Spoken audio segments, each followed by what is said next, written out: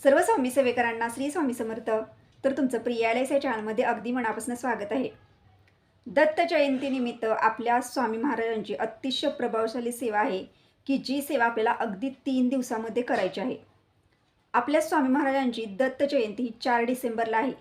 त्या 4 डिसेंबरच्या आधी आपल्याला 3 दिवस ही सेवा आपल्या घरामध्ये सुरू करायची आहे.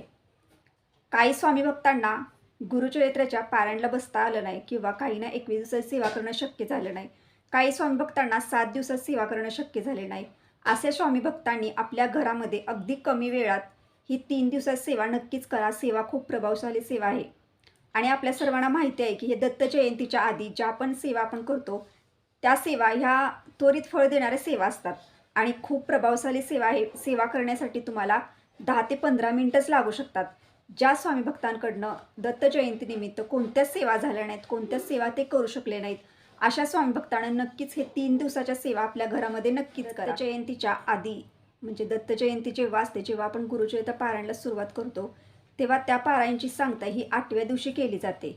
पारायणचं उद्यापन हे 8व्या दिवशी केलं जातं आणि आपण जेव्हा इतर वेळेला गुरुपौर्णिमेनिमित्त, स्वामी पुण्यतिथीनिमित्त जे गुरुचरित्राचं पारायण घेतो त्याची सांगता ही 7व्या दिवशी केली जाते. पण दत्त जयंतीनिमित्त आपण दत्त जयंती ही 5 डिसेंबरला साजरी करणार आहे आणि त्या दिवशीच पारायणची सांगता, पारायणचं उद्यापन गुरुचरित्राचं सुद्धा त्याच दिवशी करणार आहे.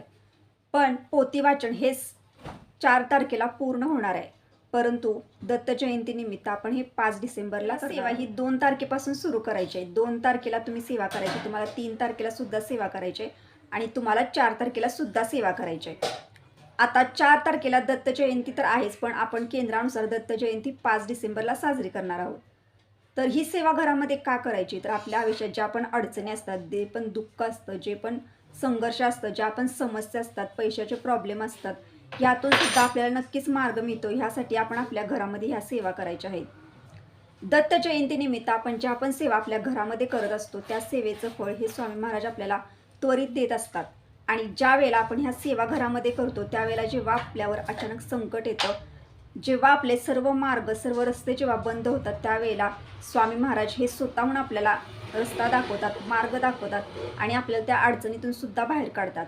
यासाठी सेवा करणं खूप महत्त्वाचं. त्या आधी ज्या पण सेवा केल्या जातात बघा दत्त महाराजांच्या, आपल्या स्वामी महाराजांच्या, तर आपल्या दत्त महाराजांचा अवतारच आपले स्वामी महाराज आहेत. आणि ह्या वेळेला काय होतं तर पृथ्वी तलावर दत्ततत्व हे खूप जास्त प्रमाणात सामावलेलं असतं आणि ज्या घरामध्ये जी पण व्यक्ती दत्त महाराजांच्या, स्वामींच्या सेवा ह्या दत्त जयंतीच्या आधी करत असते त्या व्यक्तीमध्ये सुद्धा दत्ततत्व हे खूप जास्त प्रमाणात आकर्षलं जातं आणि आपल्या घरामध्ये एक सकारात्मकता येते. ज्या घरामध्ये सेवा होते त्या घरामध्ये सुख समृद्धी येते आणि ह्यासाठी आपल्या घरामध्ये तुम्हाला दत्त जयंतीनिमित्त 3 दिवसात सेवा नक्कीच करायची आहे. सेवा खूप प्रभावशाली सेवा आहे. तुमच्या आयुष्यातील जी पण अडचण असेल, जे पण समस्या असतील, संकट असतील, आर्थिक म्हणजे काय तर पैशाचे प्रॉब्लेम असतील, हे सुद्धा नाहीसे होतात. यासाठी एक छोटीशी सेवा आहे ती नक्कीच तुमच्या घरामध्येच करा. सेवा कोण करू शकते? तर स्वामी महाराजांची सेवा ही दत्त जयंतीनिमित्त ज्या व्यक्तीची इच्छा आहे ती व्यक्ती करू शकते. महिला करू शकतात, पुरुष करू शकतात, मुलगी करू शकते, मुलगासुद्धा करू शकते.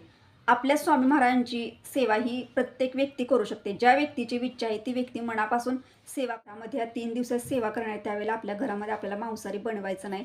आपण स्वतःसुद्धा म्हणजे जी व्यक्ती सेवा करणार आहे त्या व्यक्तीनं 3 दिवस मांसाहारी खायचं नाही.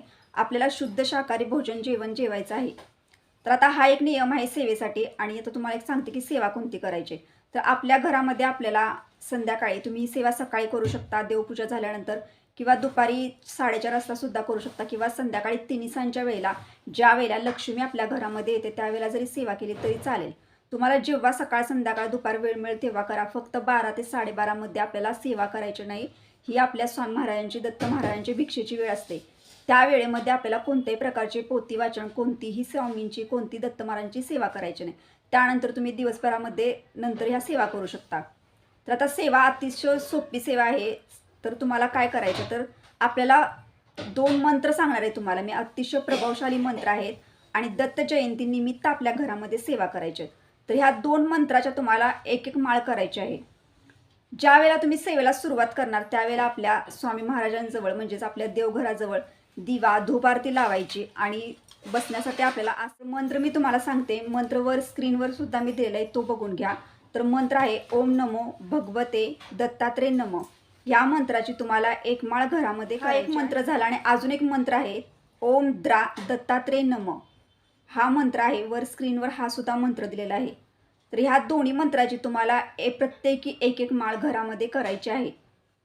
यामुळे काय होईल तर ह्यामुळे आपल्या आयुष्यातील अडचणी, आपल्या घरातील दारिद्र्य, गरिबी सुद्धा नष्ट होते.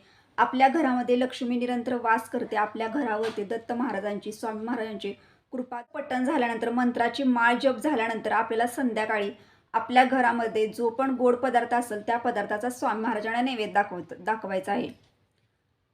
स्वामी महाराजांना चपाती, भाजी चपाती, तुमच्या घरामध्ये जे पण पदार्थ असेल शुद्ध शाकाहारीमध्ये तो नैवेद्य दाखवा. तुम्हाला जर नैवेद्य दाखवणं शक्य नसेल भाजी चपातीचा, तर तुम्ही तुमच्या घरामध्ये पंचामृत जरी असेल, दूध, साखर हे जरी दाखवलं तरी चालेल. पण शक्य होईल चपाती भाजी असेल याचा नैवेद्य आपल्याला संध्याकाळी दाखवायचा आहे. 3 दिवस आपल्या घरामध्ये स्वामी महाराजांना नैवेद्य हा दाखवायचा आहे आपल्याला, सकाळी संध्याकाळी. तर आता ज्या दिवशी बघा, ज्या दिवशी सेवेचा 3रा दिवस येतो त्या दिवशी काय करायचं तर सेवा आपली 3 दिवस पूर्ण झाल्यानंतर त्या दिवशी बघा दत्त जयंती सुद्धा आलेली आहे. तर सेवेचा 3रा दिवस आहे त्या दिवशी काय करायचं, स्वामी महाराजांचा आवडता पदार्थ नैवेद्यामध्ये अर्पण करायचं आहे. आता स्वामी महाराजांना कोणते पदार्थ आवडतात तर स्वामींना शेवाळ्याची खीर आवडते, स्वामी महाराजांना कांदे भजी आवडतात आणि घेवड्याच्या शेंगांची भाजी सुद्धा आवडते. त्याचप्रमाणे बेसनाचे लाडू सुद्धा आवडतात. तर ह्या नैवेद्यापैकी किंवा ह्या पदार्थांपैकी तुम्हाला एखादा पदार्थ घरामध्ये करणं जरी शक्य असेल तरी करा. आणि तुम्ही जी चपाती भाजी बनवलेली असेल त्याच्यामध्ये ह्यातला एक पदार्थ जरी ॲड करा, म्हणजे घ्या. तर तुम्ही शेवाळ्याची खीर जरी बनवली असेल ना तर ती खीरसुद्धा नैवेद्य म्हणून दाखवली तरी चालेल. फक्त आपलं ज्या दिवशी लास्टचा दिवस आहे म्हणजे सेवेचा शेवटचा दिवस असणार आहे त्या दिवशी तुम्हाला शक्य असेल तेवढा स्वामींच्या आवडीचा पदार्थ नैवेद्यामध्ये अर्पण करण्याचा प्रयत्न करा. तर आता ह्यातून मला तुम्हाला काय सांगायचं आहे तर सेवा करणं खूप गरजेचं आहे. स्वामी महाराज आपल्याला असं म्हणत नाही की तुम्ही सेवा करता म्हणजे मला हे पदार्थ नैवेद्य दाखवा, तो पदार्थ नैवेद्य दाखवा किंवा मला सकाळ संध्याकाळ तुम्ही नैवेद्यच दाखवत बसा, तसं नसतं.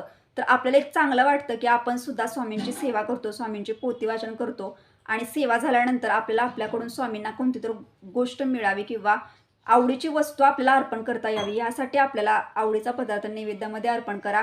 आणि मी जे तुम्हाला पदार्थ सांगितले ते पदार्थ खूप असे साधे सोपे आहेत की जे आपल्या घरामध्ये नॉर्मल आपण दररोज बनवले जातं. ह्यापैकी एखादा नैवेद्यामध्ये घ्या. आणि तुम्हाला जर शक्य होत असेल ना तर 3 दिवसामध्ये तुम्ही सकाळी संध्याकाळी जेव्हा आपण स्वामींची पूजा करतो त्यावेळेला तुम्हाला एखादं स्वामींच्या आवडीचं फूलसुद्धा अर्पण करायचं आहे.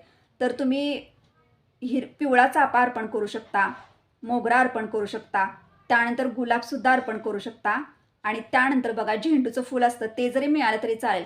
आता झेंडूचं फूल हे आपण दत्त महाराजांना सुद्धा खूप प्रिय आहे आणि आपल्या दत्त महाराजांचा अवतारच आपले स्वामी महाराज आहेत. यासाठी स्वामी महाराजांना सुद्धा तुम्ही झेंडूचं फूल नक्कीच घरामध्ये ह्या मंत्राचं पठण होतं, ह्या मंत्राची जपमाळ होते, त्या घरामध्ये लक्ष्मी निरंतर वास करते, त्या घरावरती दत्त महाराजांची, स्वामी महाराजांची कृपादृष्टी असते. त्या प्रत्येक घरातील व्यक्तीला कामामध्ये यश येते आणि त्या घरातील जे कुटुंब असतं जे अनेक अडचणीमध्ये असतं त्या अडचणीतून सुद्धा दत्त महाराज, स्वामी महाराज नक्कीच मार्ग दाखवतात. कारण आपण आपल्या घरामध्ये जेव्हा ह्या मंत्राचं पठण करत असतो, या मंत्राची जपमाळ करत असतो त्यावेळेला ही जपमाळ म्हणजे हा मंत्र पठण करताना आपल्याला ऐकू येईल एवढ्या आवाजात आपल्याला घरामध्ये पठण करायचं आहे. यामुळं काय होतं की काही व्यक्तींच्या, आपल्या घरातील ज्या बाकीच्या व्यक्ती असतात त्या व्यक्ती नुसतं हे श्रवण जरी केलं म्हणजे नुसतं ऐकलं तरी सुद्धा त्यांच्या मनामध्ये एक सकारात्मकता निर्माण होते. त्यांना सुद्धा ह्या मंत्राचा खूप म्हणजे फायदा होतो. कारण त्यांना त्यांच्या कामामध्ये यश येत जाते आणि आपल्या घरामध्ये निरंतर दत्त महाराज तसेच स्वामी महाराज हे दत्त जयंतीनिमित्त सूक्ष्म स्वरूपात का विना अदृश्य स्वरूपात ते आपल्या घरामध्ये नक्कीच असतात. यासाठी दत्त जयंतीच्या आधी ज्या सेवा असतात त्या सेवा कधीही चुकवायच्या नाहीत. तुम्हाला दुसऱ्या सेवा नाही ना शक्य होत तर ह्या सेवा घरामध्ये नक्कीच अशा पद्धतीने दत्त जयंतीच्या आधी ह्या 3 दिवसाची सेवा मी तुम्हाला आजच्या व्हिडिओमध्ये सांगितली. तुम्हाला जर हा व्हिडिओ आवडला असेल तर लाईक करा, शेअर करा, नक्कीच सबस्क्राईब करा. भेटूया त्या नेक्स्ट व्हिडिओमध्ये. पण सर्व स्वामी सेवेकरांना श्री स्वामी समर्थ.